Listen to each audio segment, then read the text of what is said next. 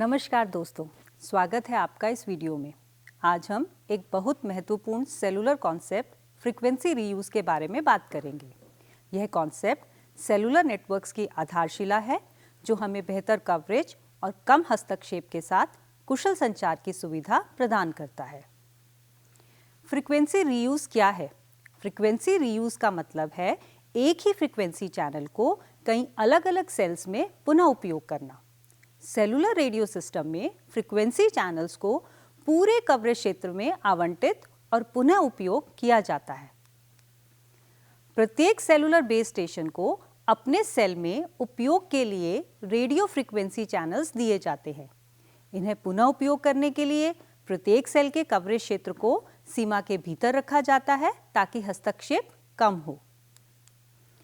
इस प्रक्रिया को फ्रीक्वेंसी रीयूज या फ्रीक्वेंसी प्लानिंग कहा जाता है। हालांकि समान फ्रीक्वेंसी का उपयोग करने वाले सेल्स के बीच की दूरी इतनी बड़ी होनी चाहिए कि इंटरफेरेंस को रोका जा सके। मान लीजिए एक फ्रीक्वेंसी चैनल F1 को A सेल में उपयोग किया जा रहा है, तो वही फ्रीक्वेंसी B सेल में उपयोग की जा सकती है, बशर्ते सेल A और सेल B के बीच की दूरी पर्याप्त हो। आप स्क्रीन पर 7 सेल्स देख रहे हैं और 7 विभिन्न फ्रीक्वेंसियों को इन 7 विभिन्न सेल्स में आवंटित किया गया है। उदाहरण के लिए हमारे पास F1, F2, F3, F4, F5, F6 और F7 फ्रीक्वेंसियां हैं। यही 7 फ्रीक्वेंसीज हम दोबारा दूसरे सेल्स में उपयोग कर सकते हैं। जैसे कि F1 को 4 सेल्स में उपयोग किया गया है और इसी तरह बाकी की फ्रीक्वेंसीज को भी 4 अलग अलग सेल्स में यूज किया गया है। यही 7 फ्रीक्वेंसीज हम दोबारा दूसरे सेल्स में उपयोग कर सकते हैं। इन सेल्स के समूह को क्लस्टर कहा जाता है।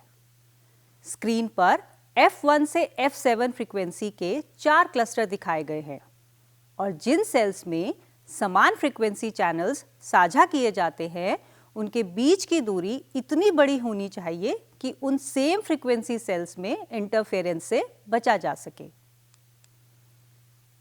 अब क्लस्टर की क्षमता की बात करते हैं। मान लीजिए एक सेलुलर सिस्टम में उपयोग के लिए कुल S ड्यूप्लेक्स चैनल उपलब्ध है।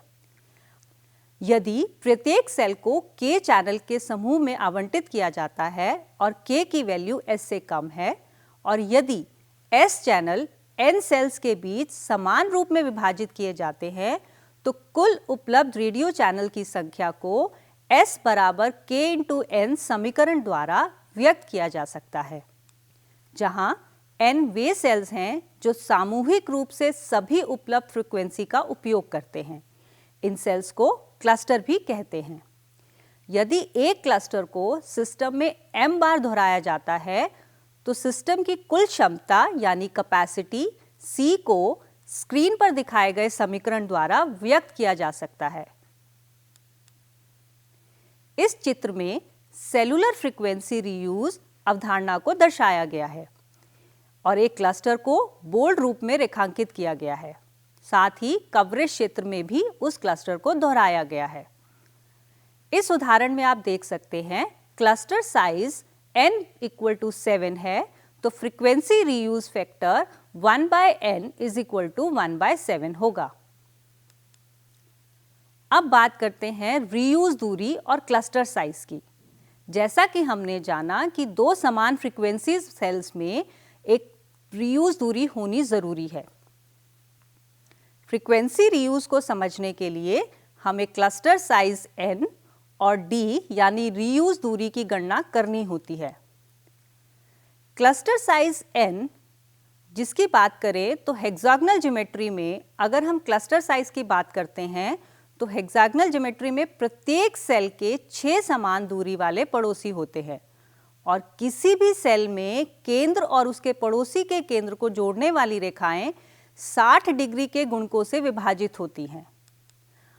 ज्योमेट्रिक समतलता की बात करें तो समतलता सुनिश्चित करने के लिए हेक्सागोनल ज्योमेट्री में n का मान केवल वह हो सकता है जो इस समीकरण को संतुष्ट करे, यानी n equal to i square plus j square plus i जे।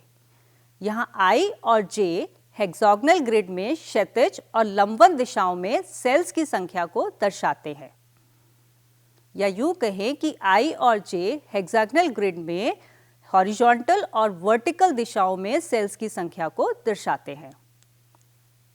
उदाहरण के लिए अगर i की वैल्यू 2 है और j की वैल्यू 1 है तो उस समीकरण के आधार पर n की वैल्यू होगी 7 और n यानी कि क्लस्टर साइज फ्रीक्वेंसी रीयूज में कुल सेल्स की संख्या को दर्शाता है।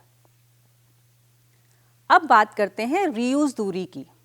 रीयूज दूरी या रीयूज डिस्टेंस जिसे d से दर्शाया गया है, यह वह न्यूनतम दूरी है जो समान फ्रीक्वेंसी वाले दो सेल्स के बीच होनी चाहिए। आप डायग्राम में देख सकते हैं कि समान फ्रीक्वेंसी के बीच की दूरी को d से दर्शाया गया है और इसका समीकरण भी आप स्क्रीन पर देख सकते हैं। d is equal to √3 into n into r। यहाँ r है सेल का रेडियस और n है क्लस्टर साइज। यह दिखाता है कि जैसे जैसे n बढ़ता है d की वैल्यू भी बढ़ती है और हस्तक्षेप की संभावना कम होती है। इसीलिए रीयूज डिस्टेंस का बड़ा होना जरूरी है। उदाहरण के साथ समझे तो यदि i की वैल्यू 1 है और j की वैल्यू 2 है तो क्लस्टर साइज निकालने के लिए n is equal to i square plus j square plus i j समीकरण का उपयोग करेंगे और इस समीकरण के आधार पर n की वैल्यू आएगी 7। और अगर मान लें कि सेल का रेडियस है 1 किलोमीटर तो रीयूज दूरी d कैलकुलेट होगी 4.58।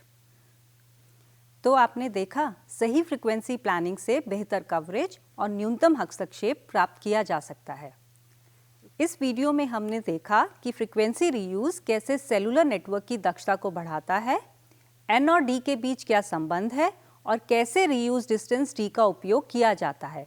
क्लस्टर साइज, क्षमता और हेक्सागोनल ज्योमेट्री का अपना एक महत्व है और इस विषय से जुड़े अन्य महत्वपूर्ण पहलुओं को हम अगले वीडियो में कवर करेंगे। तब तक के लिए धन्यवाद।